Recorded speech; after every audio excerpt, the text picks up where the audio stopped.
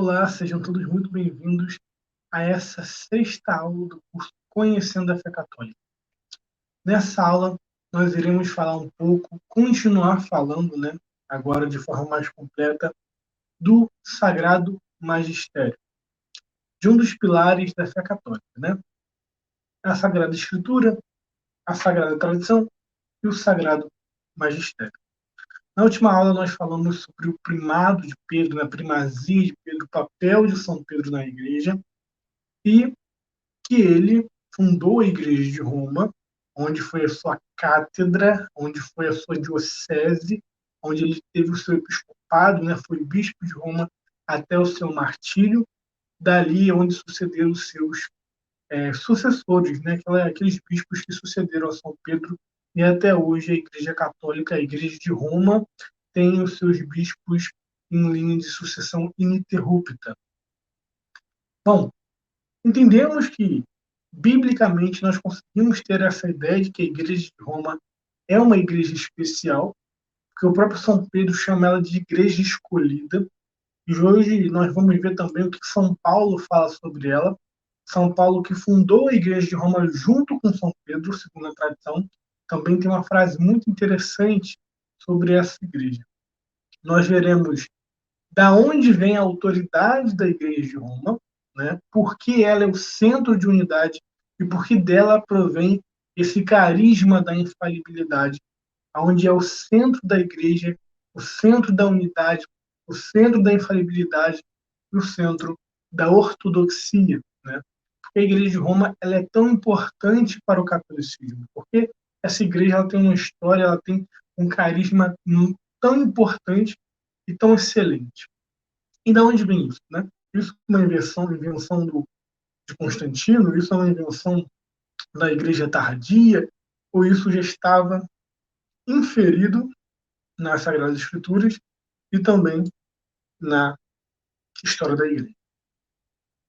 Bom, começaremos aqui a falar sobre o assunto mais importante para entendermos o carisma, para entendermos por que a Igreja de Roma ela é tão indefectível, ela é tão infalível, ela é tão, vamos dizer, firmada na verdade. Primeiro, porque, como entendemos, ela era o centro da igreja cristã primitiva e continua sendo. Mas, acima de tudo, porque Cristo fez uma promessa. Cristo prometeu assistência contínua e perpétua, infalível e constante à sua igreja. E ele conferiu essa autoridade à cátedra, à cadeira de Pedro, o episcopado de Pedro, a associação de São Pedro. E por causa dessa promessa de Cristo, nós dizemos que a igreja é infalível, ela não pode errar em matéria de fé e moral, e que a igreja ela é romana, daí que vem o nome romana. Nós entendemos que a igreja é católica, porque ela é universal, Santo Inácio de Antioquia já usava o nome católico no século I. A igreja é apostólica porque ela vem de uma sucessão ininterrupta que remete aos apóstolos, ela está firmada sobre a doutrina dos apóstolos, e ela é romana porque de Roma que vem a cátedra de São Pedro, onde São Pedro teve ali o seu episcopado, São Pedro que foi o príncipe dos apóstolos. Então nós temos uma igreja católica, apostólica e romana. E hoje nós entenderemos o porquê do romano. Bom, primeiro nós temos que a promessa de Cristo. Qual foi a promessa de Jesus Cristo à sua igreja? E por que essa promessa é importante? Os protestantes, eles dizem que não existe uma igreja infalível visivelmente. Que a igreja visível, formada por homens, ela é totalmente falha. Ela pode errar, ela pode cair em heresia, etc. Só que a igreja invisível dos eleitos, ela é perfeita.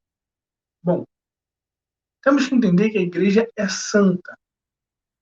Os mesmos adjetivos que se usam para Cristo é usado para a igreja. Perfeito, são. indefectível, infalível. São adjetivos que se dão a Cristo.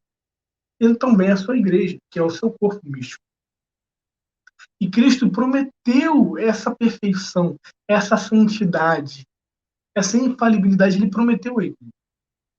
Ao contrário do que os protestantes dizem, que a igreja pode errar, nós vamos ver que a Bíblia diz o contrário, que a igreja não pode errar. Porque ela é coluna e baluarte da verdade.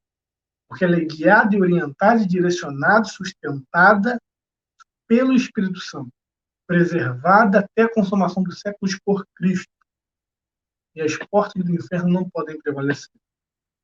Isso que está falando não sou eu, é nosso Senhor Jesus Cristo. É a Sagrada Escritura. Então, daí a gente já pode inferir que os protestantes têm uma ideia errada de eclesiologia. Tem uma ideia errada do que é a igreja. Você pergunta ao protestante onde está a igreja, o que é a igreja, ele não vai saber te responder com precisão. E para eles, a igreja é o número dos eleitos, que se reúnem em certos lugares de forma visível e não sempre com uma unidade de fé. Só que nós vamos ver que as escrituras não dizem isso.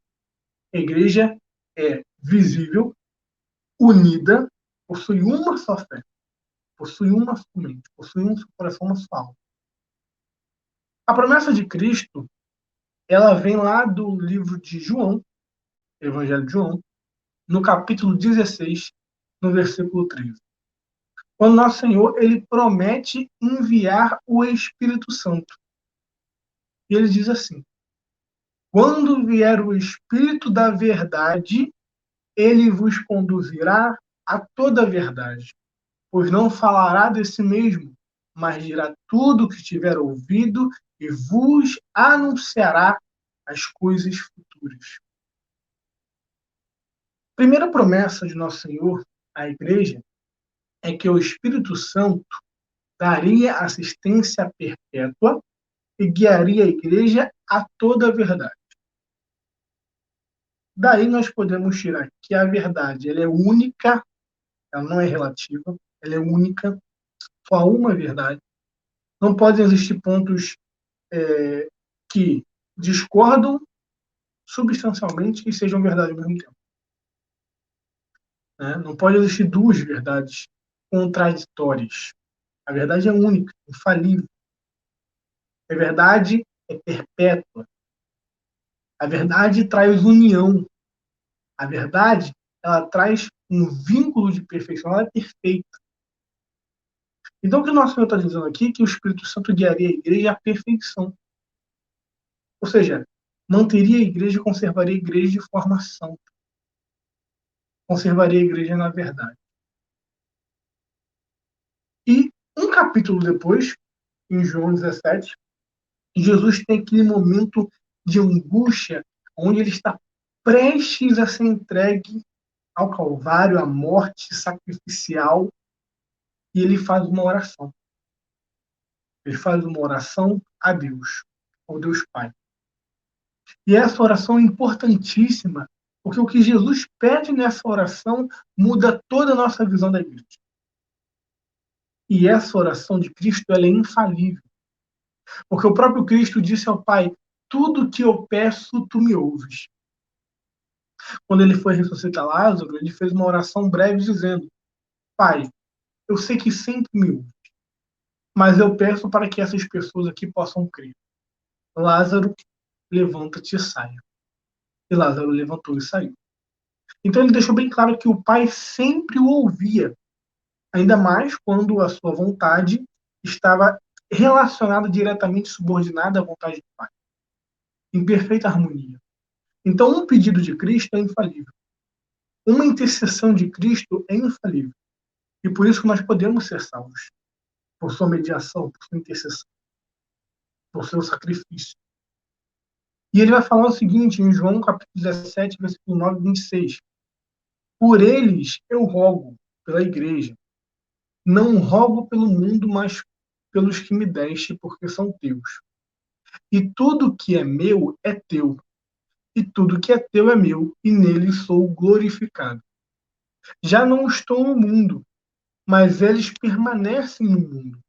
E eu volto a ti, Pai Santo. guarda-os em teu nome que me deste, para que sejam como nós. Olha esse pedido. Guarda para que sejam como nós. Como nós como? Jesus está pedindo que a igreja fosse como a Trindade. Mas você vai entender o que significa esse pedido. Ele vai explicar. Ele continua. Quando eu estava com eles, eu os guardava em teu nome que me deste. Guardei-os e nenhum deles se perdeu, exceto o filho da perdição, que é Judas, para que se cumprisse a escritura. Agora, porém, eu vou para junto de ti e digo isso no mundo, a fim de que tenham em si minha plena alegria. Eu lhes dei a tua palavra, mas o mundo os odiou, porque não são do mundo como eu não sou do mundo. Não peço para que os tire do mundo, mas para que os guarde do mal. Eu não sou do mundo como eles não são do mundo como eu não sou do mundo. Santifica-os na verdade. A tua palavra é a verdade. Jesus, mais uma vez, rogando a si, a igreja, pedindo o dom da verdade, da infalibilidade. Santifica-os na verdade. Como tu me enviaste ao mundo, também eu os envio ao mundo. E por eles, a mim mesmo, eu me santifico para que sejam santificados na verdade. Mais uma vez, confirmando a santidade na igreja na verdade. Então, a igreja é santa na verdade. Não rogo somente por eles, mas pelos que, por meio da sua palavra, quererão em mim. Ou seja, Jesus não está fazendo uma oração somente para a igreja primitiva. Jesus não está fazendo uma oração somente para a igreja apostólica da era dos apóstolos. Jesus está fazendo uma oração para a igreja universal atemporal, de todos os tempos até a consumação do século. Ele pede não somente por eles, mas por aqueles que virão a crer em mim.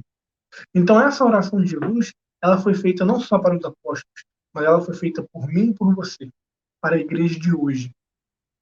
E ele continua. Aí ele vai explicar o que ele quis dizer com para que eles sejam assim como nós. E ele vai dizer o seguinte, ele vai dizer o seguinte no versículo 21, a fim de que todos sejam um, como tu, Pai, estás em mim e eu em ti, que eles estejam em nós, para que o mundo creia que tu me enviaste.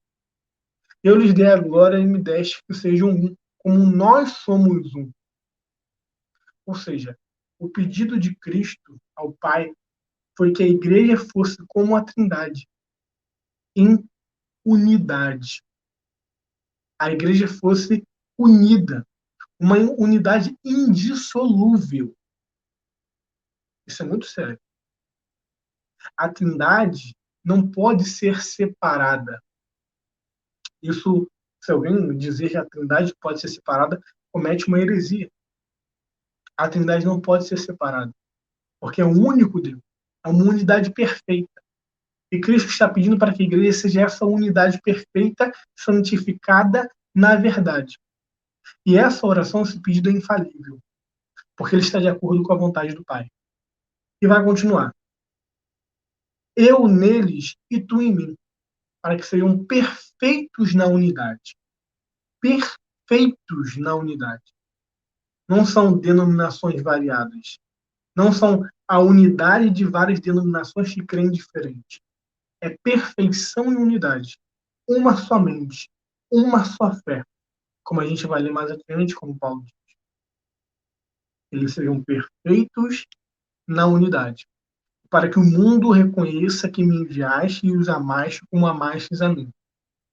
Pai, aqueles que me deste, quero que onde estou, também eles estejam comigo, para que contemplem a minha glória que me deste, porque me amaste antes da fundação do mundo. Pai justo, o mundo não te conheceu, mas eu te conheci, e estes reconheceram que tu me enviaste. Eu lhes dei a conhecer o teu nome, e lhes dei a conhecê-lo, a fim de que o amor com que me amaste esteja neles e eu neles. Essa é a oração sacerdotal de Jesus. Essa é a oração por unidade.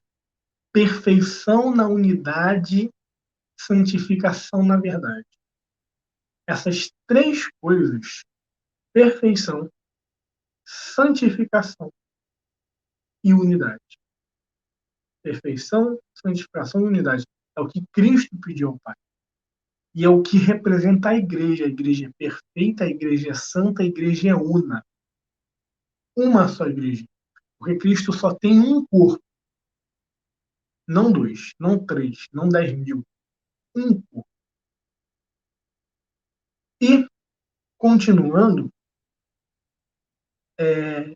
a promessa de Cristo se estende após a sua ressurreição. Isso tudo que a gente viu agora é antes da ressurreição, quando ele ainda estava para ser entregue à morte. Depois da ressurreição, ele confirma essa promessa. Quando ele chega e como são os apóstolos dizendo em Mateus 28, 19 e 20. Ide, portanto, fazei todas as nações se tornem meus discípulos, batizando-os em nome do Pai, do Filho e do Espírito Santo, e ensinando-os a observar tudo o que eu vos ordenei. E eis que eu estou convosco todos os dias, até a consumação do século. Cristo prometeu que estaria conosco todos os dias. Não é os primeiros 300 anos da igreja, depois a igreja se corromper, aí depois de 1.500 anos ia levantar Lutero, aí Jesus estava com a igreja de novo. Não. Não tem esse vácuo na história. Não tem um dia sequer que Cristo não estivesse com a sua igreja. Não tem um dia sequer que ele permitisse que a sua igreja se desviasse da verdade. Porque ele prometeu. E caso você afirme o contrário, ou você está mentindo, ou Jesus está mentindo. E eu acho que Jesus não é. Então, continuando, após isso ainda, Paulo vai confirmar essa doutrina da unidade lá em Efésios, capítulo 4, versículo 3 a 6. Dizendo, procurando conservar a unidade do Espírito pelo vínculo da paz. Há um só corpo e um só Espírito, assim como uma só esperança da vocação que foste chamados. Há um só Senhor, uma só fé, um só batismo. Há um só Deus e Pai de todos, que é sobre todos, por meio de todos e em todos. Eu vou repetir isso aqui, ó. Há um só Senhor, uma só fé, um só batismo, um só corpo de Cristo. Se existe uma só fé, eu tenho a minha fé católica, e você tem uma fé protestante, que é diametralmente oposta em vários pontos essenciais da minha fé católica, e nós nos dizemos cristãos, e nós dizemos que fazemos parte da Igreja de Cristo, ou você está certo e eu errado, ou eu estou certo e você errado. Porque não tem compatibilidade existir mais de uma fé. Não tem compatibilidade eu crer que Maria é mãe de Deus e você não. Eu crer que Maria é virgem perpetuamente e você não. Eu crer que existe purgatório e você não. Você crê no só da Escritura e eu não. Isso não é uma só fé. Isso não é unidade perfeita, como Cristo pediu. Então, se não há uma unidade perfeita, não há igreja de Cristo. Se não há uma verdade, uma só fé perfeita, não há igreja de Cristo. Porque essas são as condições para que se haja a igreja de Cristo que a Bíblia nos estabelece. Então a pergunta é, aonde está essa igreja? É isso que eu quero responder até o final desse curso.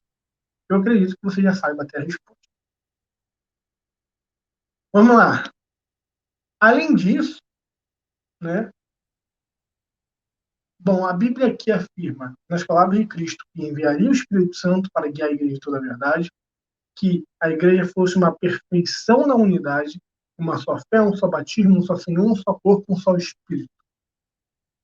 E Paulo reafirma em Timóteo, 1 Timóteo capítulo 3, versículo 15. Todavia, se eu tardar, saberás como proceder na casa de Deus, que é a igreja do Deus vivo, coluna e sustentáculo da verdade.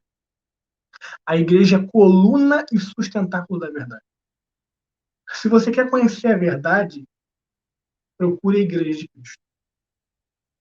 Porque só a igreja de Cristo é a coluna e sustentáculo da verdade.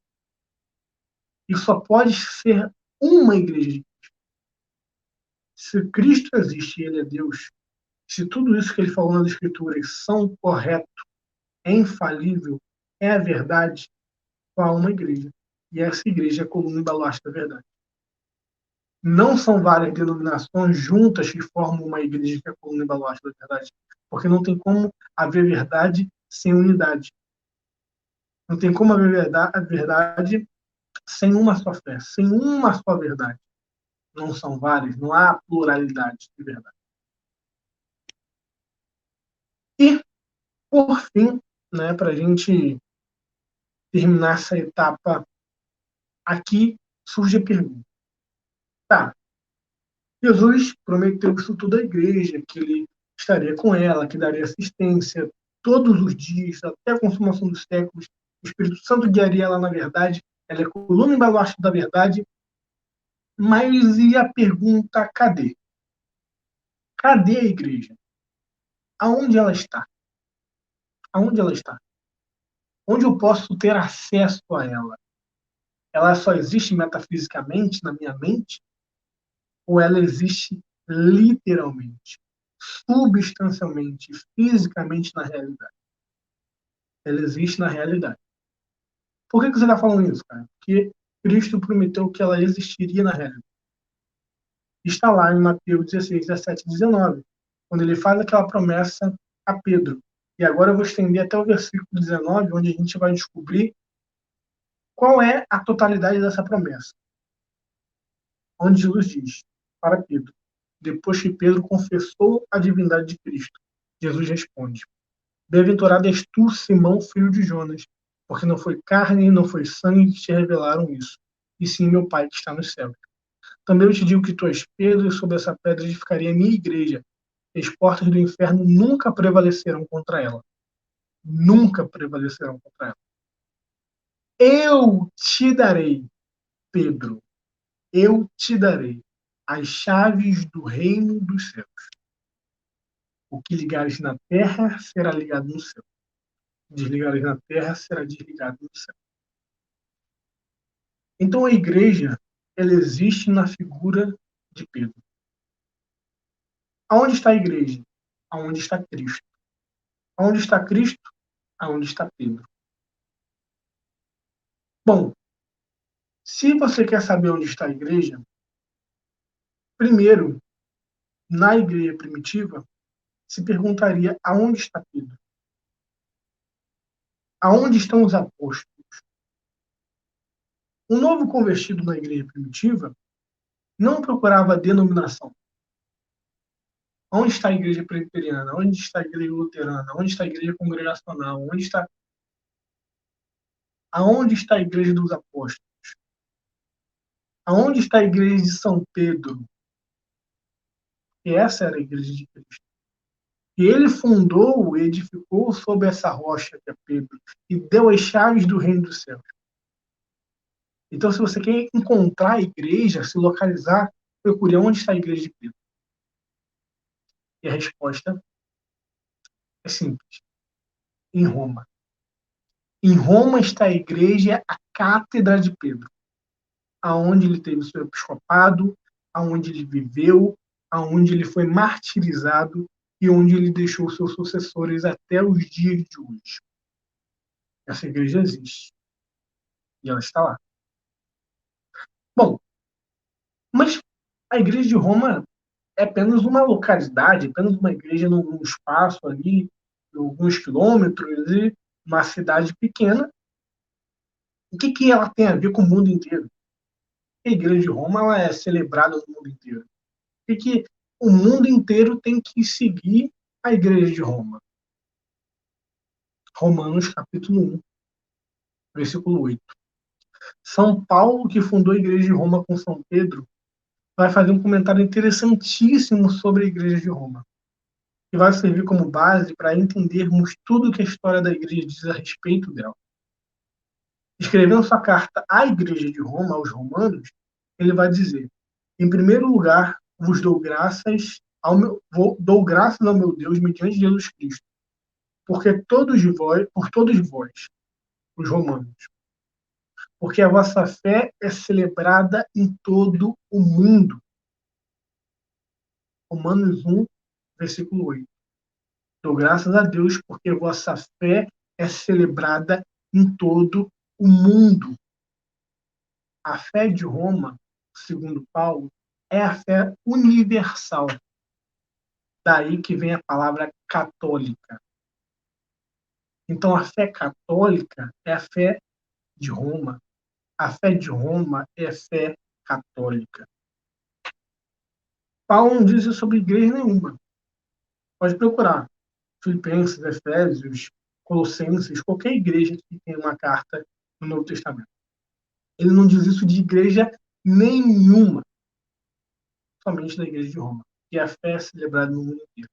Então lembre, o mesmo Paulo que falou que só há um Senhor, um só corpo, uma só fé, e essa fé é a mesma fé de Roma, que é celebrada no mundo inteiro. Ligue os pontos.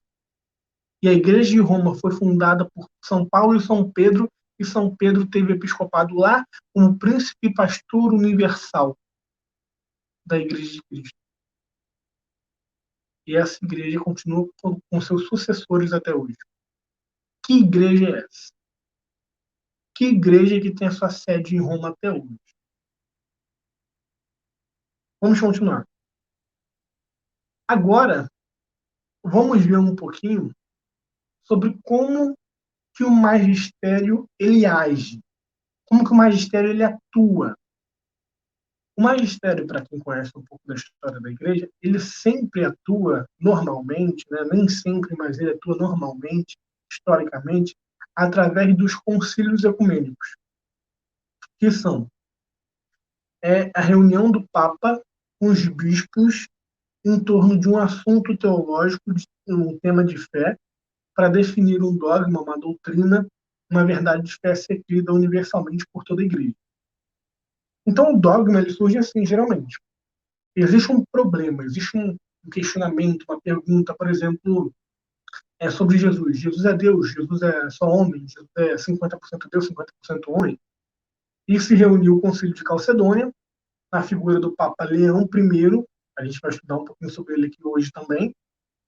Esse concílio, um Papa e os bispos se reuniram, debateram o assunto, chegaram a um consenso e declararam o dogma, pela autoridade da Igreja, direcionada pelo Espírito Santo.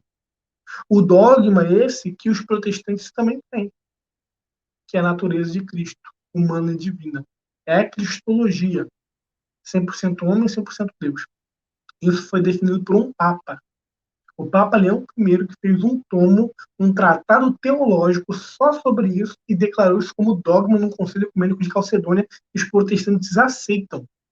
Aceitam o concílio papal, mas rejeitam o Papa. Essa é a incoerência. Só que isso não aconteceu na igreja de uma hora para outra. A igreja não começou, vamos criar um concílio. Isso já vem da era apostólica. Essa prática de concílio, ela é apostólica. O primeiro concílio da igreja foi o concílio de Jerusalém, que foi liderado pelos apóstolos e teve como disciplina uma disciplina universal. A decisão do concílio não valeu só para a igreja de Jerusalém.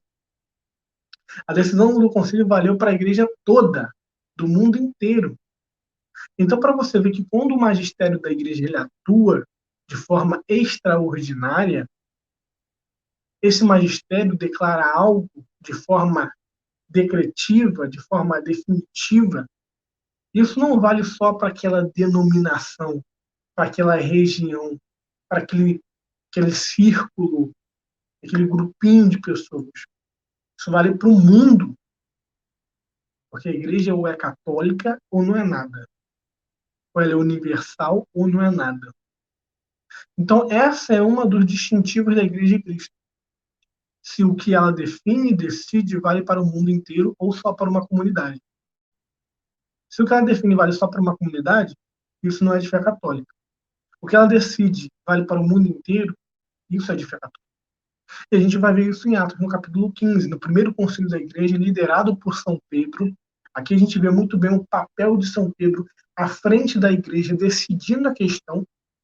ele tomando posição em primeiro lugar na frente de todos os apóstolos, sendo que a igreja de Jerusalém era liderada por São Tiago, e São Tiago ele deixa São Pedro falar em primeiro lugar, por causa da importância das prerrogativas episcopais de São Pedro, e depois São Tiago fala reafirmando aquilo que Pedro tinha decidido. Atos capítulo 15. Abre sua Bíblia aí comigo e vamos ler o seguinte texto. Só para contextualizar, estava surgindo uma heresia judaica, uma heresia judaizante, onde os primeiros judeus que estavam se convertendo à fé cristã, eles queriam impor a lei de Moisés, a lei cerimonial, aquela lei que já tinha caducado com Cristo. Ou seja, para você ser salvo tem que se circuncidar, tem que guardar o sábado. Para você ser salvo tem que celebrar a Páscoa desse jeito, tem que fazer isso, tem que fazer aquilo, tem que guardar a lei de Moisés. Ou seja, essa é a verdadeira salvação por obras que São Paulo condena. Mas a gente vai ver isso lá na frente. A salvação pelas obras da lei, o que ele fala no livro de Romanos. Sois salvos pela graça, mediante a fé, independentemente das obras da lei. Não das obras de caridade, não das obras de piedade, das obras da lei. Que esse Concílio de Jerusalém já tinha refutado essa heresia, de que a salvação era pelas obras de Moisés. E, de fato, a salvação não é pelas obras de Moisés. A salvação não é por guardar a lei judaica. E isso a Igreja Católica até hoje ensina.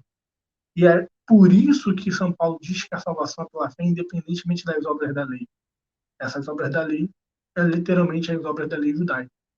Mas, para frente no curso, nós vamos adentrar um pouquinho mais profundo esse tema. Mas só para contextualizar, então a gente agora começa o texto. Atos capítulo 15 vai dizer o seguinte: entretanto, haviam descido alguns da Judéia e começaram a ensinar os irmãos: se não vos circuncidardes segundo a norma de Moisés, não podereis salvar-vos. Ou seja, se não seguires a circuncisão, o judaísmo messiânico, né? Você crê em Cristo como Messias, mas tem que guardar a lei. Não podeis salvar-vos. Salvação pelas obras da lei. Surgindo daí uma agitação e tornando-se veemente a discussão de Paulo e Barnabé com eles, decidiu-se que Paulo e Barnabé e alguns outros seus subiriam a Jerusalém aos apóstolos e anciãos para tratar da questão. Olha só, Paulo prefigurando essa discussão. O mesmo Paulo que vai condenar a salvação pelas obras da lei, que é exatamente isso que estava acontecendo em Jerusalém, pelos judeus convertidos. Esse é o mesmo Paulo que está prefigurando esse concílio e vai condenar essa heresia nas suas epístolas, aos Efésios, aos Gálatas, aos Romanos. É isso que ele fala. É disso aqui, é dessas obras que ele disse que não precisam para a salvação. E que muita gente não consegue conciliar os textos. Os protestantes estão tão acostumados a interpretar de uma forma que passaram para eles que não conseguem fazer uma hermenêutica completa do texto bíblico. Mas é isso aqui que Paulo fala em todas as suas cartas. Então, Paulo sobe aos apóstolos junto com Barnabé e aos anciãos, que são os presbíteros, os bispos, para resolver a questão. Paulo era apóstolo de Cristo. Ele tinha autoridade, mas ele não bateu o martelo. Ele não chegou e falou: está errado. Eu, como minha autoridade apóstolo, decido que está errado, vocês não podem mais ensinar isso. Não. Ele subiu os apóstolos, ou seja, ao colégio apostólico. Ele subiu o que? A São Pedro, aos apóstolos em comunhão com Pedro, com a sede de Pedro, e falou: olha, vamos resolver essa questão aí. Chama São Pedro os apóstolos, os anciãos, os bispos, e vamos discutir. Concílio ecumênico. Com a autoridade dele, ele não fez isso. Ele chamou o colégio apostólico. Ou seja, São Pedro tinha que estar no meio. E continuou. Despedidos afavelmente pela igreja, atravessando a Fenícia e a Samaria, narrando a conversão dos gentios e causando grande alegria a todos os irmãos, chegados de Jerusalém, foram acolhidos pela igreja, pelos apóstolos e anciãos. e relataram tudo que Deus fizera no meio deles. Então, alguns dos que tinham sido da seita dos fariseus, mas haviam abraçado a fé, intervieram. Diziam que era preciso circuncidar os gentios e prescrever-lhes a observância da lei de Moisés. Reuniram-se, pois, os apóstolos e anciãos para examinarem o problema. Tornando-se acesa a discussão, levantou-se Pedro e disse, ou seja, os apóstolos se reuniram, os judeus convertidos, né, da seita dos fariseus, botaram ali essa norma da circuncisão em voga. Os apóstolos começaram a discutir, alvoroço, todo mundo querendo dar uma opinião, um parecer. A discussão se acendeu, para você ver que já não tinha uma harmonia de ideias tão perfeita. E quem teve que intervir? São Pedro. São Pedro levantou e botou ordem e falou o seguinte: Irmãos, vós sabeis que desde os primeiros dias aprove a Deus entre vós, que por minha boca ouvissem os gentios a palavra de Deus, a boa nova, e abraçassem a fé. Ora, o conhecedor dos corações, que é Deus, deu testemunho em favor deles, concedendo-lhe o Espírito Santo, assim como a nós. Não fez distinção alguma entre nós e eles, purificando seus corações pela fé. Agora, pois, por que tentais a Deus, impondo ao pescoço dos discípulos um jugo que nem nossos pais, nem mesmo nós podemos suportar? Ao contrário, é pela graça do Senhor Jesus que nós queremos ser salvos, da mesma forma que eles.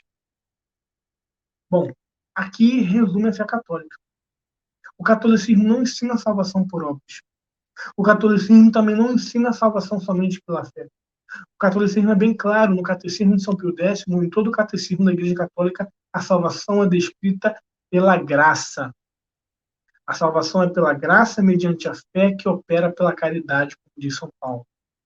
E aqui é isso que São Pedro está dizendo. A salvação não vem por essas obras da lei, como vocês estão dizendo, que tem que se circuncidar, tem que guardar a lei, tem que guardar o sábado, tem que guardar tudo isso. Não, a salvação não é por isso. A salvação é pela graça, pela nova aliança, pela caridade, a fé que opera pela caridade, pela graça de Deus que opera a fé da caridade. Então, São Pedro se impõe e encerra a questão. Ele bate o martelo e diz, não vamos pôr mais jugo nos novos convertidos, como vocês também não conseguem suportar esse jugo, nem nós, nem nossos pais que vieram antes de nós, não vai ter mais jugo. Perceba que aqui eles não consultam a Bíblia, porque a Bíblia dessa época era o Antigo Testamento. As epístolas ainda não tinham sido escritas. E a Bíblia do Antigo Testamento diz que tem que circuncidar.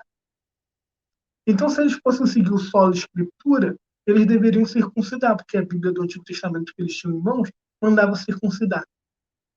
Mas São Pedro e os apóstolos tomaram essa decisão com base na tradição apostólica, na tradição oral que receberam do Nosso Senhor.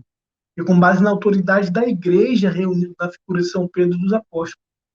Ele vai continuar dizendo, né? O texto continua. Então toda a assembleia silenciou. São Pedro levantou, proclamou isso daqui, todo mundo ficou quieto. Para você ver a reverência. Estava alvoroço danado, todo mundo discutindo, todo mundo querendo impor uma oposição.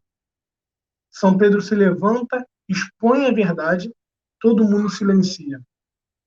E passaram a ouvir Barnabé e Paulo narrando quantos sinais e prodígios Deus operara entre os gentios por meio dele.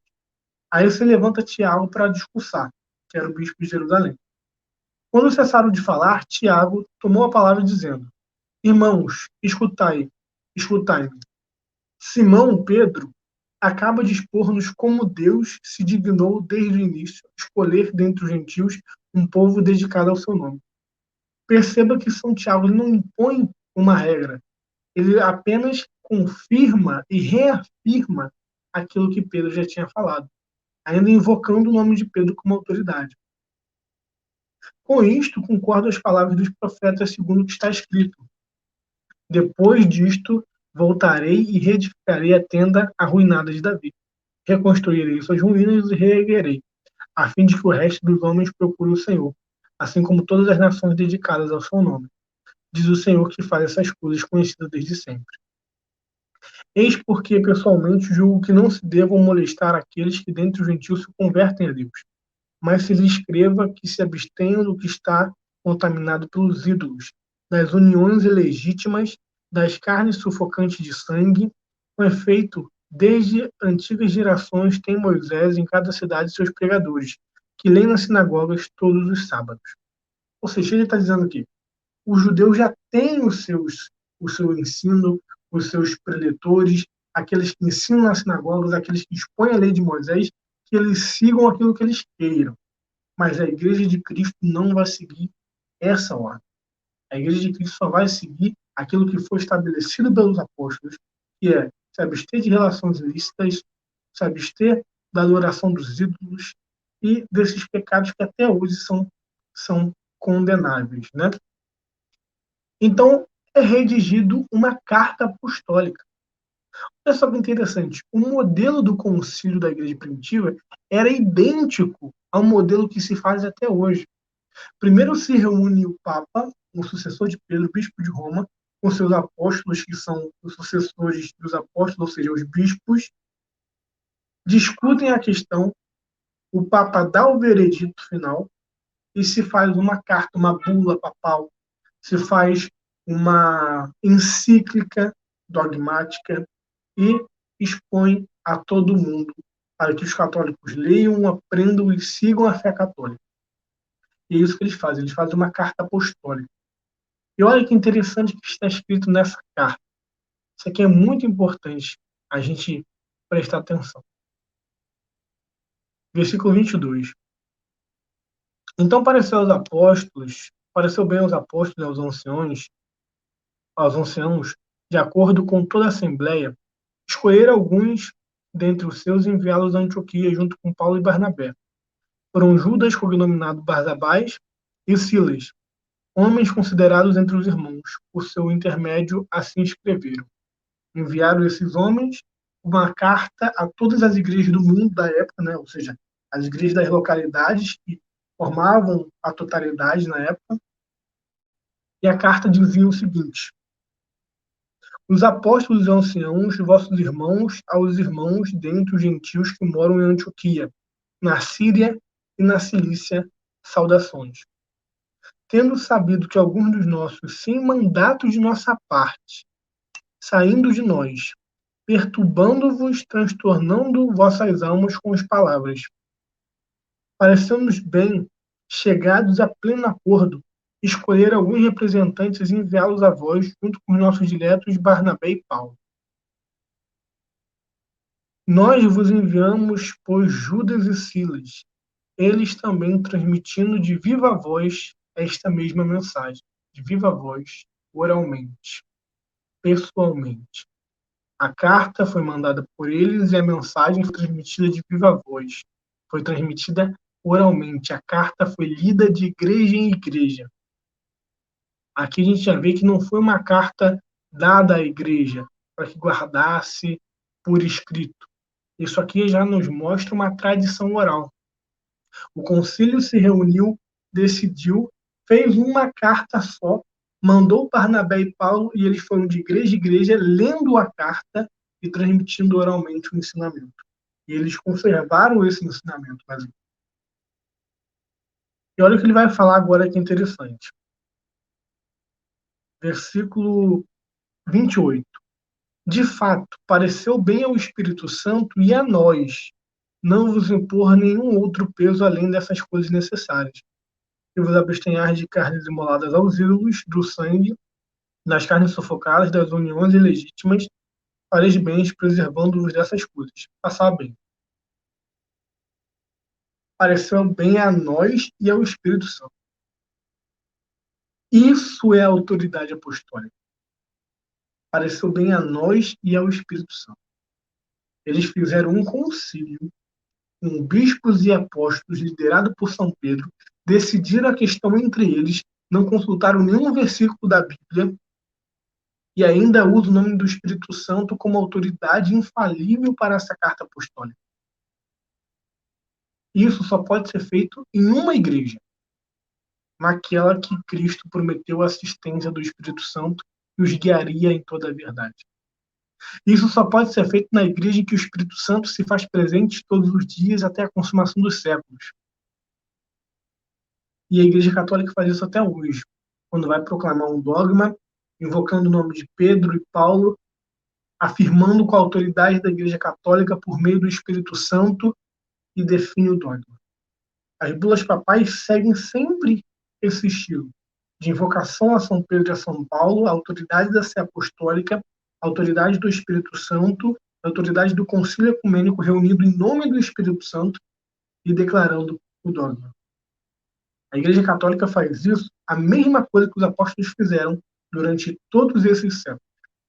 E isso só pode ser feito por uma igreja que possui uma autoridade divina, não uma denominação humana, como são as igrejas protestantes. E eles mesmos reconhecem isso, aqui não são palavras minhas. Eles dizem que as comunidades são criações humanas, que a igreja de Cristo é invisível. Mas nós estamos vendo aqui que a igreja de Cristo é tão visível que eles criam uma carta apostólica invocando a autoridade do Espírito Santo sobre um determinado assunto. Se isso daqui não é igreja visível, me diz o que é. Se isso aqui não é uma autoridade, uma comunidade visível, uma força hierárquica visível, uma autoridade apostólica visível, uma igreja bem fundamentada, bem alicerçada, o que é? Se fosse apenas uma denominação criada por homens, isso aqui não poderia acontecer. Porque a denominação criada por homens não pode invocar o Espírito Santo como testemunha de nada. Apenas pode invocar o Espírito Santo como testemunha se a denominação não for uma denominação, for uma igreja fundada por Deus, pelo Verbo encarnado.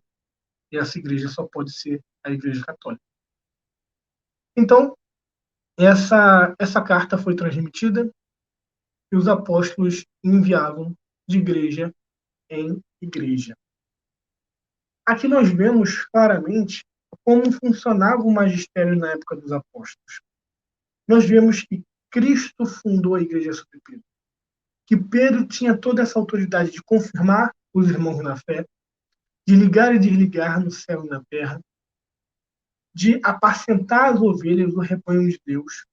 Pedro tinha esse munus pastoral, o pastor dos pastores, o pastor da Igreja Universal. E reunindo no concílio sob a autoridade de Pedro, a igreja declara uma verdade de fé infalível, invocando o Espírito Santo, algo que deveria ser obedecido por todas as igrejas em todos os lugares, na figura de São Pedro. Isso é magistério. Isso é magistério. E agora nós vamos ver o testemunho dos pais da igreja sobre a igreja de Roma. Porque nós vemos claramente, de forma bem ampla nas Sagradas Escrituras, o primado de Pedro, a importância da igreja romana, como Paulo diz, que a sua fé, a fé da igreja romana, é celebrada no mundo inteiro. E agora nós vamos ver essa igreja nos primeiros séculos pós-apostólicos, no século I e no século II, como ela era tratada, como ela era reverenciada, como ela era obedecida. E depois eu quero falar o porquê eu sou católico romano e eu não sou ortodoxo. Ortodoxo, quando eu digo, entenda oriental. Entenda essa comunidade oriental que rola para o título de ortodoxo e não está em comunhão com Roma desde 1054. E é por isso que eu não posso ser ortodoxo e rejeitar a autoridade do magistério romano. Porque essa autoridade foi dada a Pedro, por Cristo, logo ela é infalível. E se ela é infalível, ela não pode ser mudada, não pode ser alterada. As portas do inferno não podem prevalecer contra ela, porque se prevalecem contra Roma, prevalecem contra a igreja, pois uma coisa está ligada à outra.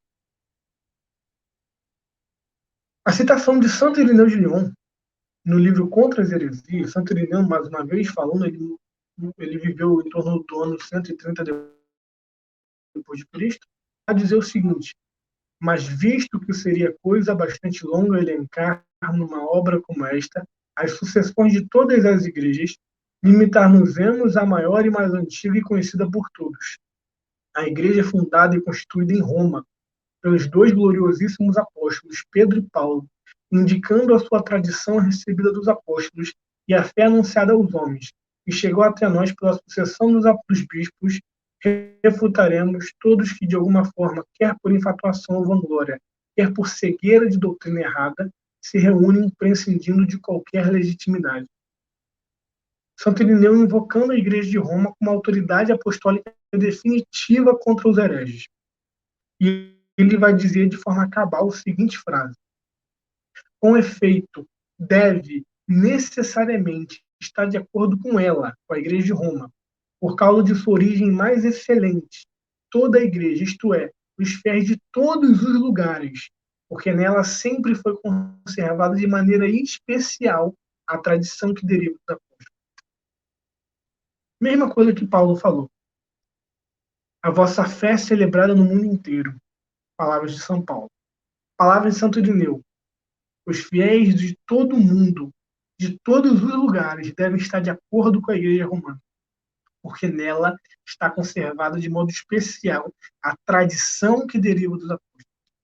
Ela é a fonte da ortodoxia, ela é o vínculo da unidade, ela é o centro da indefectividade da Igreja, da infalibilidade da Igreja. Você quer ter certeza da verdade? Busque a Igreja de Cristo. Você quer achar a Igreja de Cristo? Busque a barca de São Pedro. Busque a cátedra de Pedro. Não é só Santo Irineu que está dizendo isso. São Cipriano de Cartago também, que viveu em torno do ano 200 depois de Cristo. No seu livro A Unidade da Igreja Católica, ele vai dizer a seguinte frase: igualmente, depois de sua ressurreição, Cristo lhe diz a quem? A Pedro: apacenta as minhas ovelhas. Assim o Senhor edifica sobre ele a igreja e lhe confia suas ovelhas para apacentá-las, se bem que dá poder a todos os apóstolos. Constitui, todavia, uma só cátedra e dispõe por sua autoridade a origem e o motivo da unidade. Por certo, os demais apóstolos eram como Pedro, mas o primado é dado a Pedro. E a unidade da igreja e da cátedra são assim demonstradas. Todos são pastores, mas como se vê um só o rebanho, apacentado pelo consenso unânime dos apóstolos.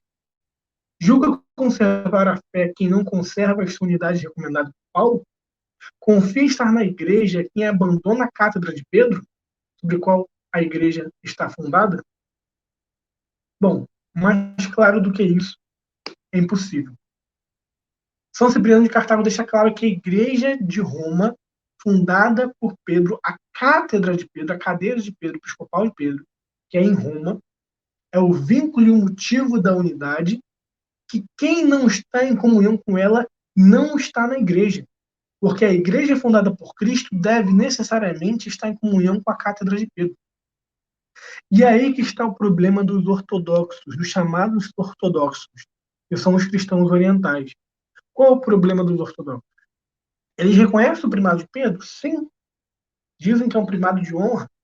Eles reconhecem que Pedro era o príncipe dos apóstolos? Sim. Mas eles dizem que a cátedra de Pedro de Roma se desviou da fé. Que a cátedra de Pedro de Roma perdeu a fé, se apostatou, virou herege. Mas qual é o problema dessa afirmação? O problema dessa afirmação é o mesmo problema da afirmação de que a igreja se desviou. Aquela afirmação que os protestantes dizem que a igreja era correta, fundada por Cristo, mas durante um tempo ela se paganizou e depois veio a reforma. É a mesma afirmação. Por que é a mesma afirmação? Porque se Cristo fundou a igreja sobre Pedro, o vínculo de unidade e de infalibilidade dessa igreja deve estar na sua cátedra. Cristo fez a promessa à igreja na pessoa de Pedro.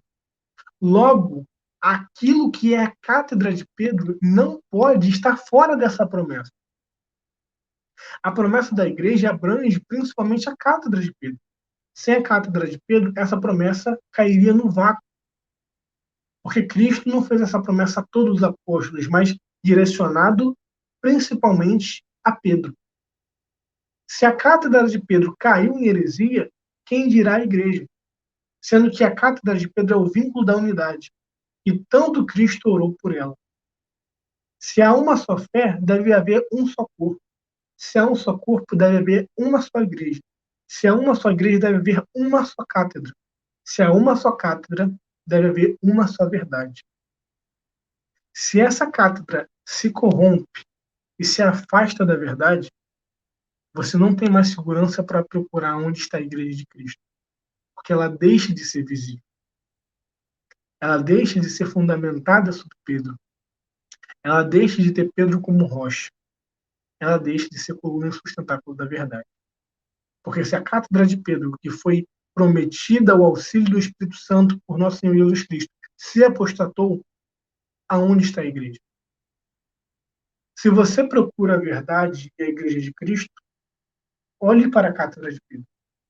Ali está o vínculo e o motivo da unidade, como diz São Cipriano de Cartago. Mas se os ortodoxos dizem que a cátedra de Pedro se desviou, você vai olhar para ela e não vai encontrar mais a igreja de Cristo. E onde está essa igreja? Quem garante que as igrejas particulares dos ortodoxos estão corretas? Porque se Cristo não conseguiu preservar a cátedra de São Pedro, a quem ele fez uma promessa de indefectibilidade, quanto mais essas igrejas particulares, que deveriam estar em comunhão com essa cátedra e não estão. Então, Cristo não quis só que a igreja tivesse um governo monárquico, mas ele quis que esse governo fosse centralizado na cátedra do príncipe dos apóstolos. E isso acontece há 2000 anos. Essa cátedra existe, esse governo existe, essa autoridade continua existindo. Essa igreja nunca acabou. 2000 anos de história. Cisma do Oriente, cisma do Ocidente, cismas atrás de cismas, saindo da igreja romana. Orientais saindo da comunhão com Roma. Protestantes saindo da comunhão com Roma. Veterocatólicos saindo da comunhão com Roma. Sede-vacantistas saindo da comunhão com Roma. E vários outros pequenos fragmentos de cismas. Todos eles saem da comunhão com Roma. E a pergunta que fica é a de São Cipriano de Cartago. Julga conservar a fé quem não conserva essa unidade recomendada por Paulo? Confia estar na igreja quem abandona a cátedra de Pedro sobre a qual está fundada a igreja? Confia estar na igreja? Não está. Está se enganando. Está enganando a si mesmo. E aqui a gente pode falar um pouco sobre o Concílio de Calcedônia, para a gente encerrar essa questão, onde, na época do Papa São Leão Magno, né, São Leão I, aí em torno do ano 448 depois de Cristo, quinto século, vai surgir uma heresia cristológica, a heresia de Eutiques, né, onde essa heresia ela dizia uma afirmação errônea sobre a natureza divina e humana de Cristo. Foi daí que surgiu a conturbação que levou à criação aí do Concílio Ecumênico de Calcedônia, e é onde teve a imposição dogmática do Tomos Papal de São Leão Magno, onde se declarou ali de forma inequívoca a doutrina da cristologia que nós temos hoje, em que os próprios protestantes aceitam. Nessa época, né, o príncipe mandou o patriarca, no caso, o patriarca Flaviano, mandou uma carta ao Papa São Leão Magno, dizendo o seguinte: nós te exortamos, ilustre irmão, que obedientemente ouça o que foi escrito pelo abençoado Papa da cidade de Roma. No caso, essa carta aqui é dele para o herege, né? Pedindo para que ele ouça o que o Papa falou. Que desde São Pedro, que vive e preside na sua própria sé, oferece a verdade da fé para aqueles que o buscam. Para nós, em nosso zelo pela paz e pela fé, não podemos decidir as questões de fé sem consentimento do bispo de Roma. Ou seja, não podemos decidir nada sobre a igreja sem o consentimento do bispo de Roma. Isso daqui é século V. A citação de São Cipriano, de Santo Irineu de Lyon, é século II, século III. Isso não surgiu tardiamente na igreja. Isso não surgiu depois do século V. Isso surgiu desde os primórdios.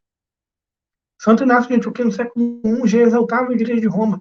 O São Paulo, o apóstolo, já exaltou a fé de Roma no mundo inteiro. Isso não é novidade. Isso não é doutrina tardia. Isso é doutrina apostólica. E o concílio foi feito. Né?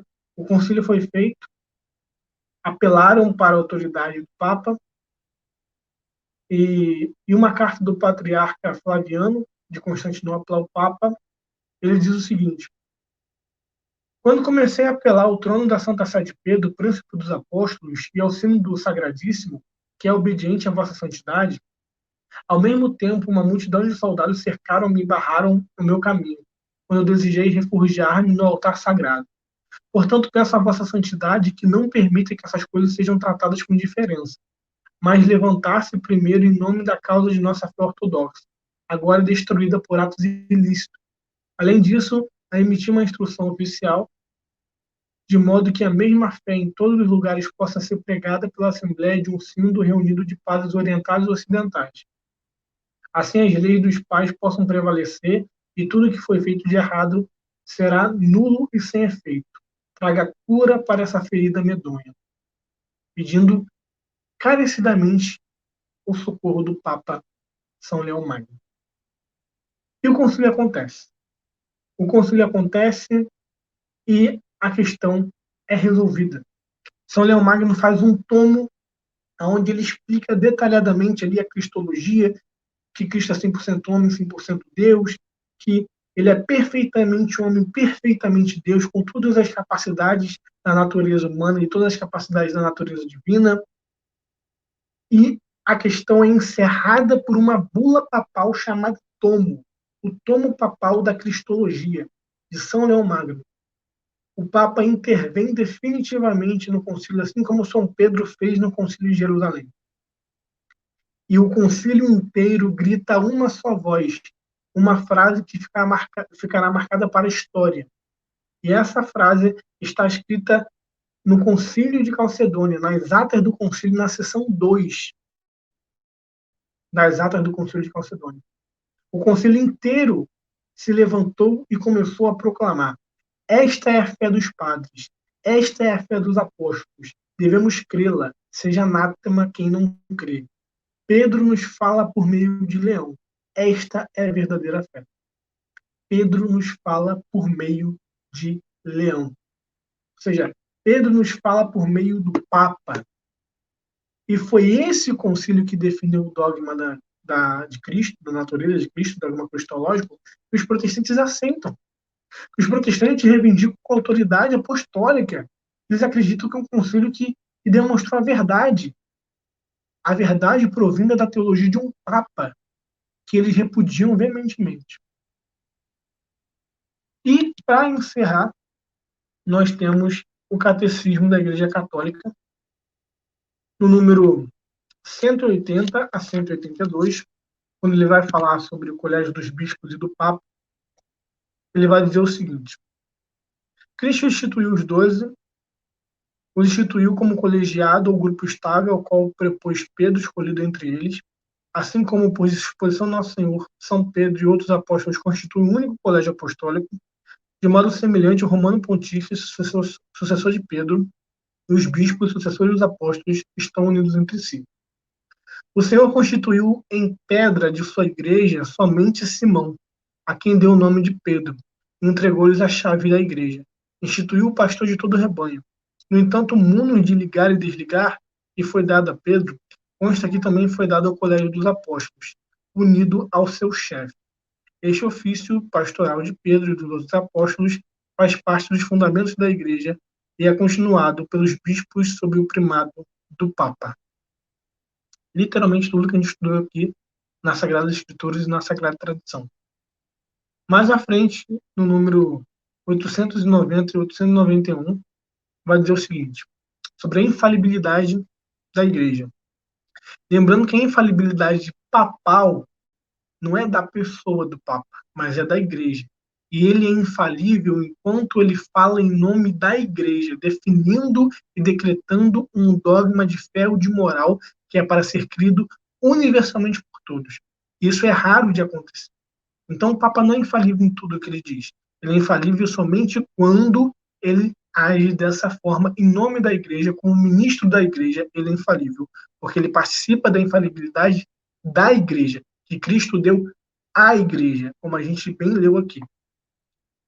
E vai dizer: a missão do magistério está ligada ao caráter definitivo da aliança instaurada por Deus em Cristo com seu povo. Deve protegê-los dos desvios e das quedas e garantir-lhes a possibilidade objetiva de professar sem erro a fé autêntica. O ofício pastoral do magistério está assim ordenado ao cuidado para que o povo de Deus permaneça na verdade, que liberta. Para executar esse serviço, Cristo dotou os pastores do carisma da infalibilidade, em matéria de fé e de costumes. O exercício desse carisma possui várias modalidades. Guarda dessa infalibilidade o pontífice romano, chefe do colégio dos bispos, por força de seu cargo, quando, na qualidade de pastor e doutor supremo de todos os fiéis encarregados de confirmar seus irmãos na fé, aquilo que Cristo deu a São Pedro, a confirmação dos demais discípulos, proclama por um ato definitivo um ponto de doutrina que concerne a fé aos costumes. A infalibilidade prometida à Igreja reside também no corpo episcopal, onde este exerce seu ministério, magistério supremo em união com o sucessor de São Pedro, sobretudo em concílio ecumênico, quando por seu magistério supremo a Igreja propõe alguma coisa a crer, sendo revelada por Deus, como ensinamento de Cristo. É preciso aderir na obediência da fé a tais definições. Esta infalibilidade tem a mesma extensão que o próprio depósito da revelação divina. Bom, simplesmente, essa é a fé católica, de 2000 anos, que sempre foi crida desde os primeiros séculos e tem raízes profundas na Sagrada Escritura. E os orientais vão afirmar, os orientais que estão ligados a Roma, vão afirmar que não, só basta a tradição dos pais da igreja. Quando eles são unânimes naquilo que eles ensinam, isso é infalível. O dogma da infalibilidade, ele é inútil, porque se há um consenso dos pais, logo tudo se resolve. Tudo bem. A Igreja Católica professa que no consenso dos pais, as coisas realmente não precisam de mais nada. Se os pais têm consenso sobre algo, aquilo ali é de fé católica e pronto. Como o consenso sobre a divindade de Cristo, o consenso sobre a virgindade perpétua de Maria, o consenso sobre a assunção de Maria, o consenso sobre a santidade de Maria, o consenso sobre as duas naturezas de Cristo, o consenso sobre a Trindade, etc.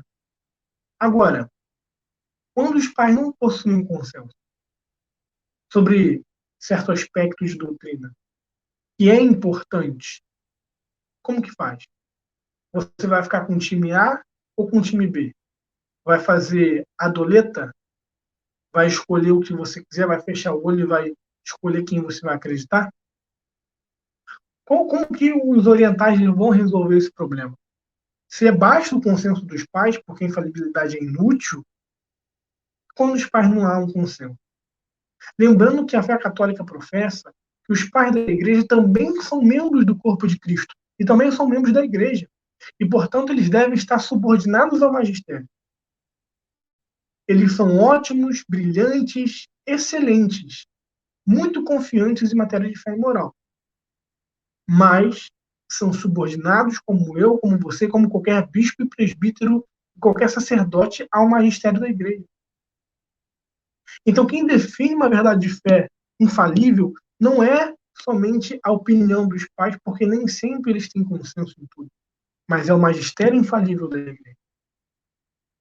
Como questão, por exemplo, do caráter do sacramento da ordem, que os pais dizem que é uma marca indelével, outros dizem que não é uma marca indelével, os ortodoxos orientais acreditam que não é uma marca indelével, e a Igreja Católica, no seu magistério infalível, proclama que é uma marca indelével. Então, se não há consenso nos pais, e se a gente não tem um ministério infalível, um magistério infalível, nunca teremos certeza de nada. Nunca teremos certeza de nada. É por isso que o magistério da Igreja Romana é um magistério instituído por Cristo. E por isso, ele não pode se desviar da verdade. Porque o que Cristo institui, o diabo não pode destituir. O que Cristo edifica, as portas do inferno não podem prevalecer. Essa é a fé da igreja. Esse é o magistério da Igreja Católica. E fiquem com Deus. Salve Maria.